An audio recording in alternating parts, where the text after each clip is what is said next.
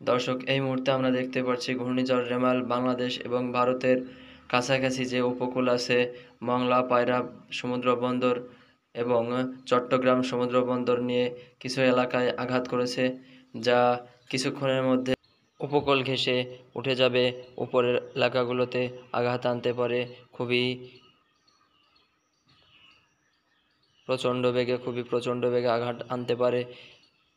আবহাওয়া অধিদপ্তর এমন এক পূর্বাভাস দিয়েছে যে ঘূর্ণিঝড় রেমালের বাতাসের গতি যখন উপরে উঠবে তখন তার বাতাসের গতি থাকবে ঘন্টায় 110 থেকে 130 কিলোমিটার। দেখা যাচ্ছে কলকাতা, বাংলাদেশের যশোর, মাগুরা, খুলনা বিভিন্ন স্থানের ওপর দিয়ে ঘূর্ণিঝড় রেমালটা অতিক্রম করতে পারে।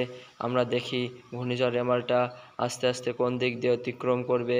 আবহাওয়া অফিসের অনুযায়ী দেখা যাচ্ছে ঘূর্ণিঝড় রেমাল কলকাতা, খুলনা বিভাগের উপর দিয়ে মাদারীপুর, রাজশাহী যে বিভাগের উপর দিয়ে যশোর জেলা, মাগুরা জেলা এবং দেখা যাচ্ছে যে বিভিন্ন জেলার উপর দিয়ে অতিক্রম করবে, যা বাতাসের গতিবেগ আস্তে আস্তে কমতে আস্তে আস্তে শেষ হয়ে যাবে।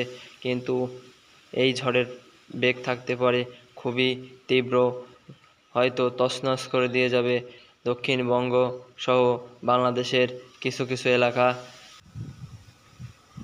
এরই মাঝে ভারতের কলকাতা সহ বাংলাদেশের খুলনা, রাজশাহী, পায়রা, মংলা বন্দর থেকে দেখা যাচ্ছে গুঁড়ি গুঁড়ি বৃষ্টি শুরু হয়ে গিয়েছে এবং বাতাসের প্রভাব খুবই তীব্র দেখা যাচ্ছে।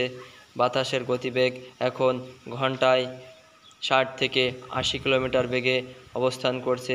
আস্তে আস্তে এই বাতাসের গতিবেগ বেড়ে ঘন্টায় 130 থেকে 140 কিলোমিটার গতিবেগে বাড়বে, যা আমাদেরকে আবহাওয়া অধিদপ্তর জানিয়েছে এবং তাদের ওয়েবসাইটে গিয়ে দেখলে বোঝা যাচ্ছে।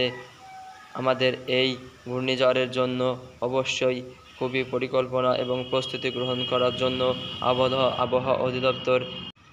কিছুক্ষণ পরে আবারও দেখা হবে নতুন আরেকটা ভিডিওতে।